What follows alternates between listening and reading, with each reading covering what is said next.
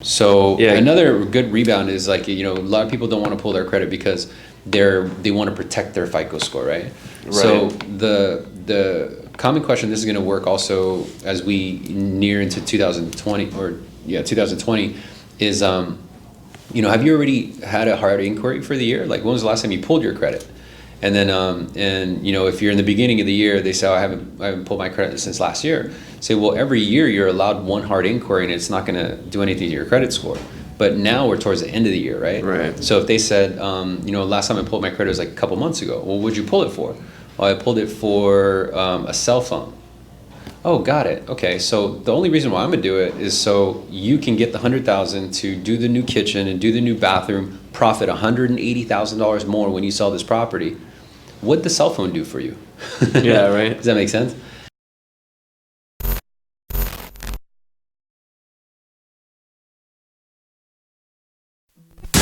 All right, brother. So let's do this. All right. So yeah, I got a couple questions. Yeah, let's do it. This is one of the things I think I've been struggling with most lately. So my first question was just what is the easiest way to handle a borrower who thinks they know it all and you can tell they're trying to keep control of the conversation. Yeah.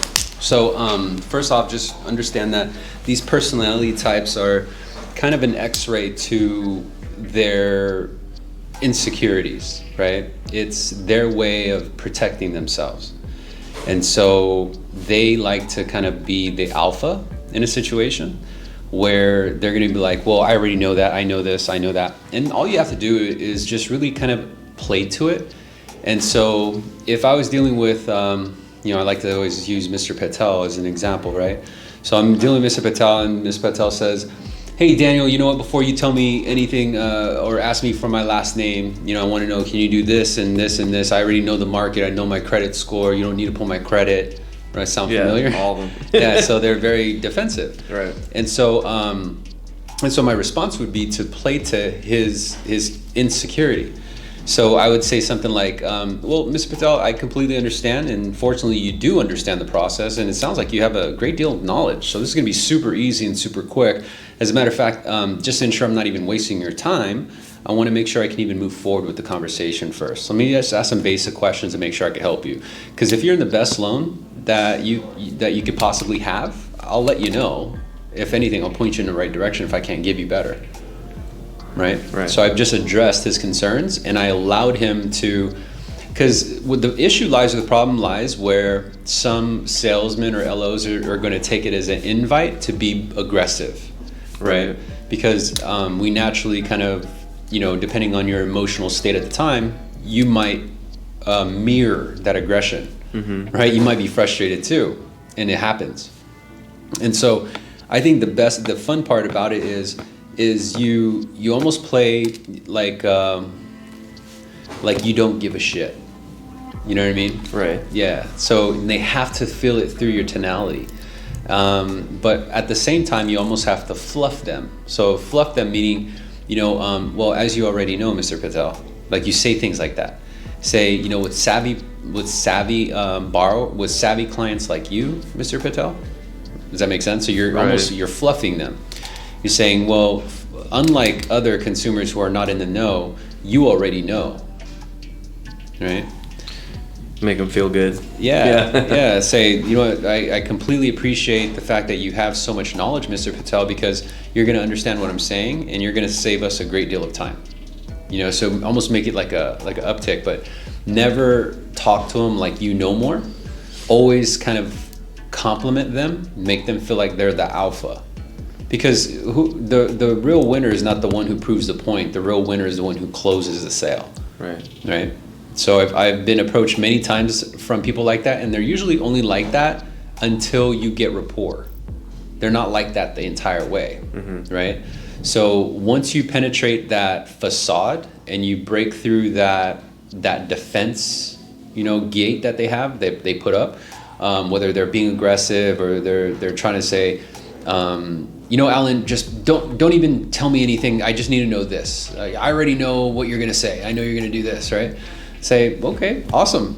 Just go with it. Like match the momentum and just kind of go along with it, but covertly control it. Does that answer your question? Yeah, that makes a lot of sense. Like you're kind of building you're taking their walls down and all, and you're just like agreeing with them, like saying like, yeah, no, dude, Always I agree agree. with you. Like Always you sound agree. really good. Like this is awesome. You're gonna make it easier for me. Yeah. And then you're just kind of starting to get And them they to try feel to good. mesh with you. Yeah. Yeah, they feel good. And then obviously, you know, there might be that one guy who no matter what doesn't want to pull credit, and you just All the time. say, hey, when Yeah. you're ready, I'll help you out. Yeah, all the time. Basically. The credit is a sensitive question. You just got to make sure you're positioned properly in order to do it, right? Are you having issues with pulling credit? No, I mean, like I've had like a couple people like this, and obviously, you know, I'll see how it goes when I kind of take your advice and your method if it's easier. You know, I just had someone yesterday who was basically, his whole story was that he can do everything in the house inside and out blindfolded, you know, like he's Right. one of those guys, like I never hire a contractor because I could do it all myself. Okay. And I was like, okay, that's So way to amazing. fluff them, yeah. Way to fluff them That's is like, great well, talent. you're going to save a lot of money. Yeah. You know, the reason why people hire or pay so much for contract work or specialty work is because they don't know how to do Right. it. So you must you're going to save yourself a ton of money. What was Yeah. his goal though? He wanted to take out like 100,000 cash out, but he didn't want me to pull credit. So I was okay. like, oh, well, how am I supposed to know exactly what I can do for you if I Yeah. don't really know the whole picture? And, Yeah, so get him tied to the 100 grand because he wants 100 grand, right? It's a Right. big amount of money.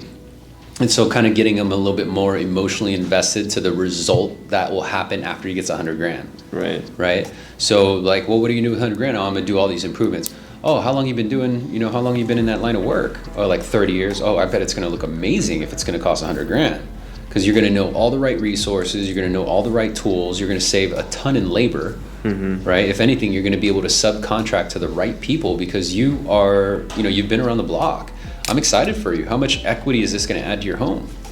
Right? It's like, oh, what are you gonna do? Like, what exactly? Like, are you gonna do kitchen? Have them talk it out, right? Yeah. Say, okay, awesome. Sounds great. So, do you plan on selling the home? Is there gonna be profit? Like, how much are you gonna profit? Oh, wow, that's a lot. You know, so you're getting them tied to the result, Right. and say, okay, looks like everything is good. The only thing I'll need to do is put it in writing. In order to do so, I just need to validate your credit, right? And then that will be the next step in getting this cash to you, so that you can X, Y, and Z. And he'll probably accept it more. Okay. Yeah. So Yeah. another good rebound is like, you know, a lot of people don't want to pull their credit because they want to protect their FICO score, right? So the common question, this is going to work also as we near into 2020 is, you know, have you already had a hard inquiry for the year? Like, when was the last time you pulled your credit? And then, and you know, if you're in the beginning of the year, they say, oh, I haven't pulled my credit since last year. Say, well, every year you're allowed one hard inquiry, and it's not going to do anything to your credit score. But now we're towards the end of the year, right? Right. So if they said, you know, last time I pulled my credit was like a couple months ago. Well, what'd you pull it for? Well, I pulled it for a cell phone. Oh, got it. Okay, so the only reason why I'm gonna do it is so you can get the $100,000 to do the new kitchen and do the new bathroom, profit $180,000 more when you sell this property. What'd the cell phone do for you? Yeah, right. Does that make sense? Yeah. So you're asking for $100,000. All we have to do is just demonstrate that you don't have any derogatory reports on your credit report. Is unless there's something that I should know about, you know, you're almost putting it out there, and then you're kind of in essence covertly challenging him. Yeah. Right. So you can try that, and then take it away. Don't be afraid to take it away. Don't over ask him. Say, you know what, whatever his name was, Mr. Jones. If it really is your goal to improve your property, improve the condition, increase your profit when you sell it, or whatever applies to him, say the only thing you need to do is just, you're going to have to show the lender that you go to what your credit score is. So at some point you're going to need to pull the trigger. The upside is if you do it now, you're doing it just in time before this window closes and the market changes. The last thing you want to do is borrow 100 grand at a higher interest rate, because you're going to waste a lot of the money, even though you're going to save money because you're so experienced in contracting. You're going to end up wasting it more on the interest and paying a higher rate. Make sense? Right. Yeah. That's a good idea. I never thought about that, like bringing up the like, hey, we just need to validate it, unless there's something, you know, Yeah. you're like, Unless there's something I should know about, Mr. Right Jones. now, yeah. You almost say it like that. No, my credit's perfectly fine. Got it. Okay. So what do you? What's you know, holding you back? Yeah, right. Like so what is there anything that you want to tell me? No, just I don't want to pull my credit. Okay, well at some point, in order to get the $100,000 so that you can do A, B, and C, you're gonna have to give a lender your credit. Yeah. Is there any questions I did not answer? No, you answered all my questions. Okay, is there any concern that you have with regards to me being able to fulfill it? Because mind you, I wouldn't have even gotten this far if I couldn't help you. Right. I can help you. And sometimes just hearing that, all right, let's do it. Make sense? Cool. Yeah. And then, awesome. Then last resort is you can always hit them with a soft pull. Say, I could do a soft pull. Doesn't count as a hard inquiry. If that makes you feel better. Right. And then do the soft pull. Get in. Yeah, everything looks good. The only thing I need to do is a hard inquiry in order to put it in writing. Yeah. Because I know like one thing I do right now is go over the 45-day window. Right. Like whether they've already started or they haven't had it. I say, you're gonna have to do it eventually. Right. If you do it now, you have 45 days. So you're protected for 45 days. You're already shopping. Why not shop more accurately and then have that window? I probably wouldn't tell someone who's guarding his credit that they have a 45-day window. Okay. Right? You want them to keep the mindset of guarded, because if he talks to a lender who reacts to your trigger, because it's called a trigger lead, right? Yeah. So lenders buy trigger leads from credit bureaus, and you don't want to give him the idea that, I got 45 days, I better hurry up and get as many quotes, because he's under the premise of protecting his FICO to begin with. That's good. Yeah. So if anything, I would actually do the opposite and say, okay, so after I put this out in writing, just do me a favor, avoid pulling your credit again, because I'm going to go based on your FICO score on this report today. Right.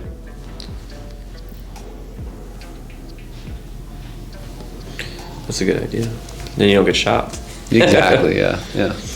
And then I got your script, so I've been using it, and Nice. I know the open-ended questions for me. Like I like that you have some examples. Like I always like to start off, like the property that we're talking about. Is this your primary residence? Mm-hmm. Or a different property, and that helps me know if they even have other properties, too. And there's some things here like property profile that my company has. We can find when they got the home. And I wanted to know, like, what are like some of your go-to like open-ended questions that you like to do at the very beginning, just to like kind of build that rapport and like open them up to you.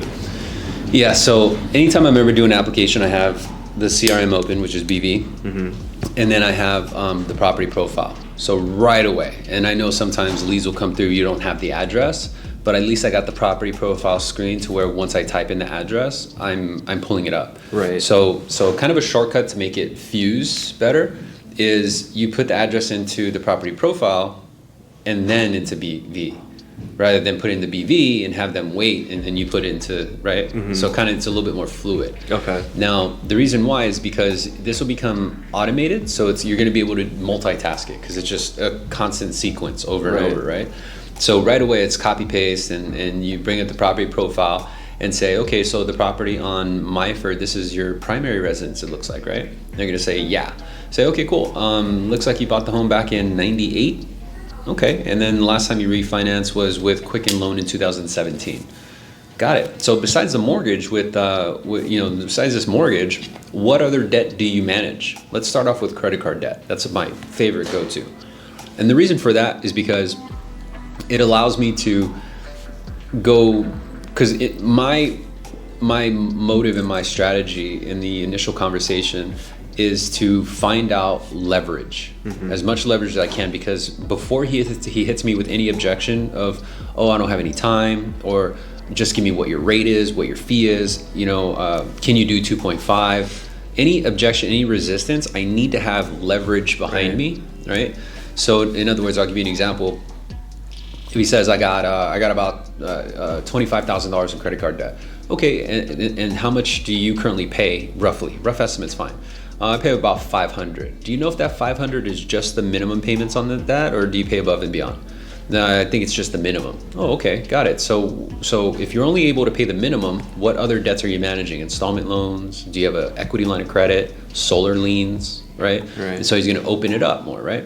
And say, okay, so now I understand why you're paying the minimum payments on your credit cards. I mean, tell you the truth, it's probably going to take you forever and a day to pay that off and then paying the minimum, right? He's going to agree with you. Say, okay, so in our industry, you have what's called a net income. So in other words, you know what your gross income is, and then you have your net, which is your take home.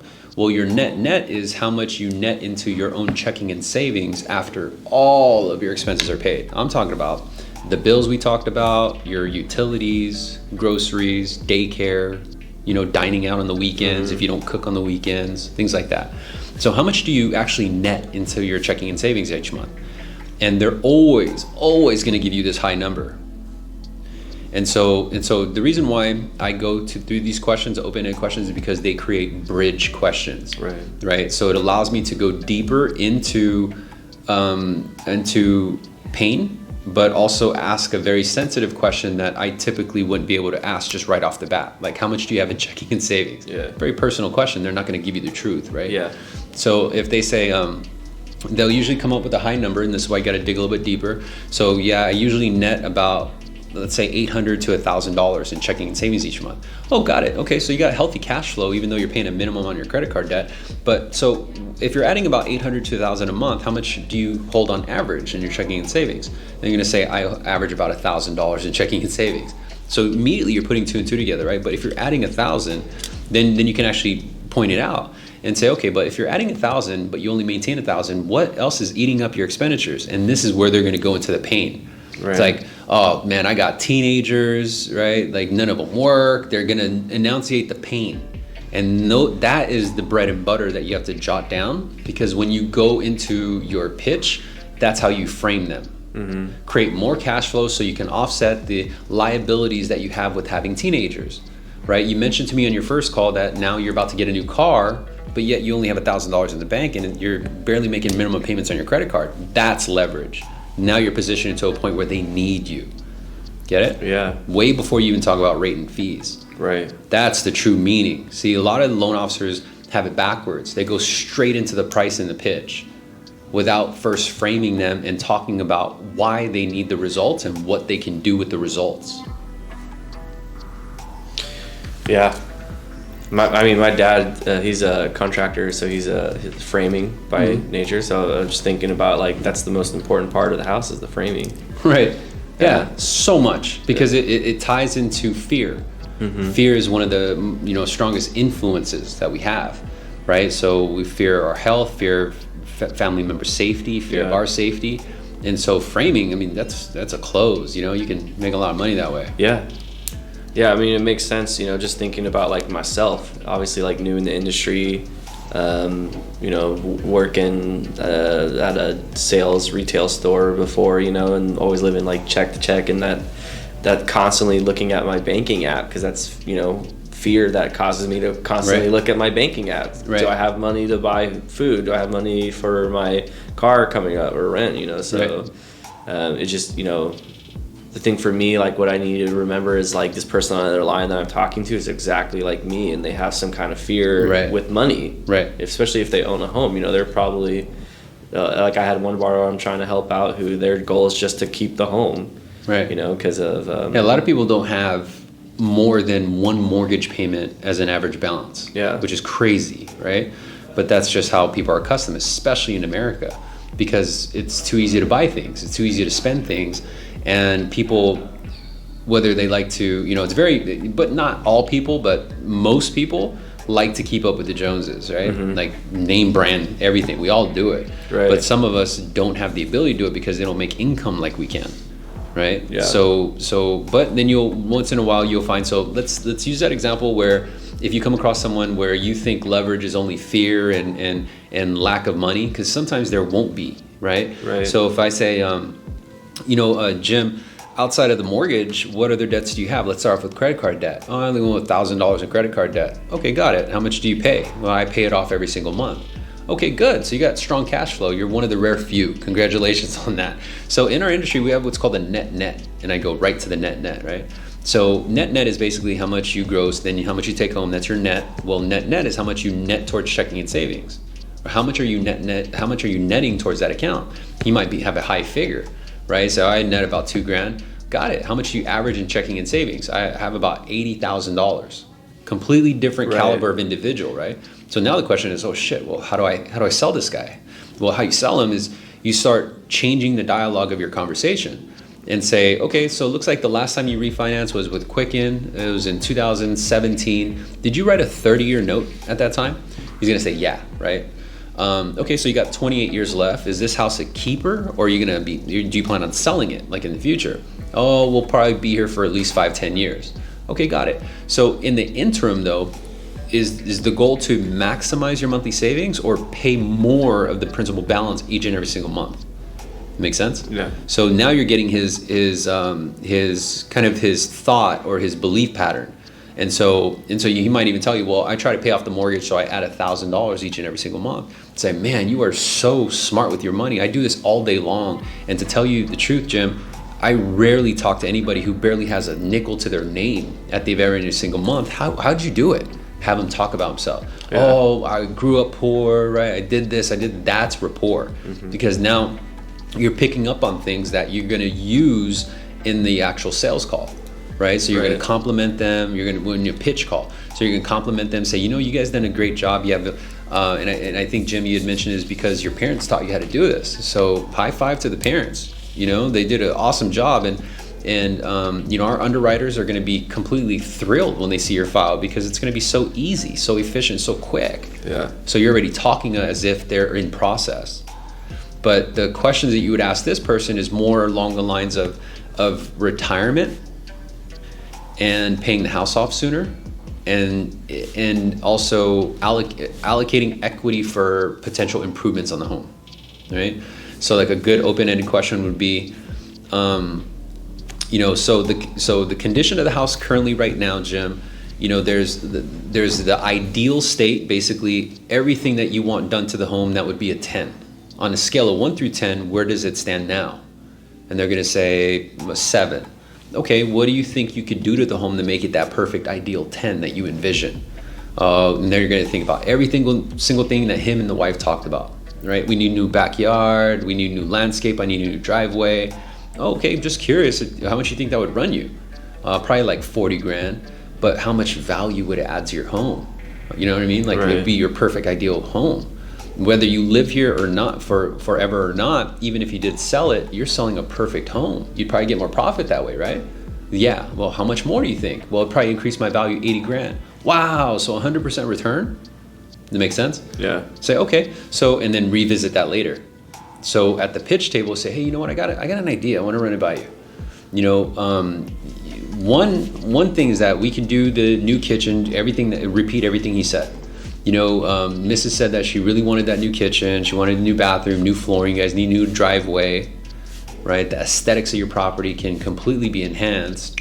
You have enough cash flow. Why not secure the equity, get the cash, do the improvements, and I'll show you how to get a lower rate than we have now. And what I'm talking about is buying the rate down. Get it? Because he has so much money, where why wouldn't you prepay interest, secure a lower rate throughout the life of the loan, and never have to do this thing again? Yeah. Got it? Yeah. That kind of ties, I was just about to ask, like, how do you approach the pitch when you're assuming like closing everything? And so you kind of went over that with all the different scenarios. Because I think like that's for me, I know, like your way, you kind of go into like, I have an idea, like let me run this by you. And I like that because like, I noticed for me, I'm always like, hey, so I got a couple options worked up or something like that. But then, that's definitely more like salesy. Yes. Or like, here's what I got, which one do you want? You know? So there's also another thing I do that most LOs, what they'll do is say, okay, give me about 30 minutes, an hour, and I'll put some information together and call you back with some options. You can't say that either, right? So you have to come off with like this, give them the impression that what they get is what they get, and you're going to sprinkle reasons as to why that happens throughout the conversation, and say, we operate a little bit different here because we're not a broker, so I'm a direct plug to the source, Fannie Mae, Freddie Mac, VA, or FHA. I'm a high rank conduit to these sources. So what I put in front of you is just what you qualify. This is just what they're giving today in today's market, and it's true, right? And say so, and then you'll drop seeds like that through the conversation. And so at the very end, I never say, okay, let me go and work up a couple options. I never say that. What I say is, I'm going to go ahead and I'm going to go ahead and release everything in writing. You'll get an email notification when your disclosures are ready. If I run into any hiccups or have any questions, I'll call you first. That becomes the second call. Right. Now the question is, but when does that second call happen? In an hour? No, because in the conversation, I asked him strategically and said, when will you be at a home computer or an iPad at home where you can give consent to receive my disclosures when I release everything in writing? And then when you ask it that way, you're not putting them on guard by saying, when are you and your wife going to be together? Because that's a pitch. Right. So you say, what time are you going to be at a home computer, give consent? Because they don't know the rules. They don't know that they could do it at work. Right. And so then they'll say, I should be at home probably around 5:30. Okay, and I do need consent from your wife or your husband as well. When will they be able to give consent from a home computer or tablet? They're going to say, probably around the same time, 5:30. Okay, got it. So what I'm going to do is go ahead and release everything in writing, right?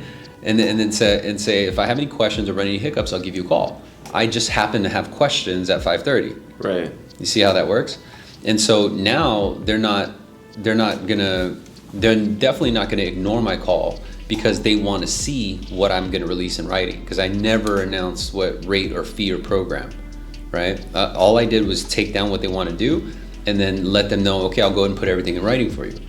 And so when I give them a call, it opens up just like how you said. So say, hey, you know what? I was actually putting everything together. I'm about to send it out to you, but I found a few things and I wanted to run it by you. I think I have an idea and I want your feedback. Super powerful, because now you have their full attention, right? Right. And you already know that they're at home, or at least you know that they're not distracted from work. By work, yeah. And so you'd be like, hey, you mind throw me on speakerphone? And then throw in speakerphone, the spouse, make your introduction. Hey, I had a chance to talk to your husband. Earlier we talked about the importance of, and this is where the framing comes in. Before you start any pitch, you have to frame them, right? You have to put them back in that mindset of why they need you. So, I had a chance to talk with Jim earlier, and he mentioned that you guys, you currently have about $25,000 in credit card debt. You guys are only able to send the minimum, and because of all the liabilities you have with teenage kids and the new car coming about, we want to see how we can create some cash flow, and so that's the information I'm going to release to you. And so basically you just framed them back, right? But the spouse who wasn't part of the conversation, now you have instant rapport because you just announced everything. Right. You read to them their current lifestyle, and Jim doesn't even remember telling you all that, right? So yeah. so if anything, they're now in sync because the wife's like, damn, Jim knows everything. Like, good job, Jim. Right? Does that make sense? Yeah. Now it becomes teamwork on them. I was like, oh, okay, cool. We do need a solution for that, because I am always nagging at Jim that we have no money left. I am always arguing with Jim that there's not enough cash at the end of each month. Does that make sense? Yeah. Now you become the savior and say, okay, so I'm about to release information to show you how to do this, but I found a few things and I want to run by you first. I noticed that the credit bureaus were making these comments. They all seem to circle around your credit card balances. So the good news is I'm going to show you how to pay these off much faster, because I need to remove these comments. In about 6 to 9 months, your FICO score is going to skyrocket. As a matter of fact, in the interim, we should be able to create at least $600 in monthly savings. And I think the fact that you only have $1,000 in the bank, this will put you ahead by having a year's worth of living in the bank. Now you won't have to pull out the credit card for everything. You're going to be able to pull out your debit card confidently. Mm-hmm. Make sense? Now yeah. I'm letting them experience the result, right? And then after I get them to that emotional climatic state, then I hit them with the close question. Say, so I was wondering, what do you guys think about that? Right? And of course, every single time they say, yeah, how do we do it? That's when you closed it. Yeah, you're not asking like, do you want to move forward? You're saying, what do you guys think about that? And they're correct moving forward for you, saying like, how yes. do we do this? When can we get this done? And it's so much more powerful when they decide to do yeah. it. Right? Yeah. But the problem is though that most LOs have it ass backwards. They right. say, okay, so do you want to move forward? Now it's like, oh shit, I don't know. Right? Like you're making them make a decision, but the reason why it doesn't work is because the sequence of the way the message is delivered. Mm-hmm. So it usually starts off with price, logistics, and then benefit, right? Kind of like when you're selling cell phones. Like they see the price, you talk about how to get it to your contract, right? You got to trade in, and then you talk about the benefit. Well, this got a new camera, right? This has new apps, 5G, whatever it is. You talk about the features. All you're doing is you're swapping benefits with price. So price is actually at the very end. Benefits is the very beginning. Right. And then you talk about the logistics, because after I ask them and say, okay, well, how does that sound? And then of course they're going to say, yeah, sounds great. What do we do? Okay, first I need to validate that you can even qualify for the loan. So there's just a few items that I need, like pay stubs, W-2s, super short list, because again, I'm a direct lender. I don't need full tax returns or anything like that. And mention that. I'm not going to have you pull up 9 years worth of tax returns. If anything, it's just like a recent pay stub and last year's W-2. I'm sure you guys know where you guys keep that, right? So yeah, okay, cool. So once I get that, then I can validate your ability to lock in the loan and actually begin to qualify for the loan. You see, we operate a little bit different here. I dot my I's and cross my T's before we even start the process, because if an appraisal is needed, and sometimes an appraisal is not needed because of our relationship with Fannie Mae and Freddie Mac, if I'm able to get around the appraisal, I've not only saved you a couple $100, but even if an appraisal was needed, I've done my homework. So I know that there's a bridge to stand on to cross the side where you guys want to go. Does that make sense? Now they're feeling comfortable. Say, anyway, I'll send that over email. You don't need to write it down. I never have them write it down, because you don't know what they're writing it down on. They could be writing it down like on some junk mail. And then there's not enough room because, Jim writes big. Yeah. Right? And now that list looks like this long list of chores. But if you say, I'm going to send you a quick short list of a few items that I need, it's going to be in your email. Don't worry about writing it down. Once I get those items, I can go ahead and validate your ability to proceed. And then they're going to ask you the price. Okay, well, what's the rate? Well, the payment, I always start with the payment. The payment's going to go from here to here, right? And so we have a courtesy option, which is basically where we waive the lender fee, and that payment's going to be this. And then I work it up already. So I work up a payment with and it all depends on the conversation, right? Right. So if they're sensitive with fees, I've already worked up one with no lender fee and one with no cost. But if they're more concerned about maximized savings, then I work par, right? So I'm always getting the percentage of par. But if they were the type of consumer where they have a lot of cash flow and I'm shortening the term, then I'm working up options with 1 point buy down, 2 points buy down. Right? But I always present it by payment, never by rate, because I need them to buy into the payment first, and then I go over the pricing. Right. Yeah. Makes sense. Yeah. So I say, which payment would you want? Oh, I want that payment. Okay, that one's going to be 4.75, 30-year fixed. It's not adjustable. Ooh, 4.75. Yeah. Now keep in mind, Jim, 6 to 9 months after we pay off all your credit card debt, after you replenish all the money in your bank, after you do X, Y, and Z, I'm going to step right back in, and I'm going to help you get into a lower rate and lower term. As a matter of fact, we may be able to shave 5 years off the life of your loan. That's 60 payments of PITI, right? Or PI, whatever. So 60 payments of a $2,000 principal and interest payment, that's 120 grand. I'm going to be able to save you in the long run. So this is just your stepping stone. Don't worry about it. Step one. Then they can accept it. Yeah. Yeah.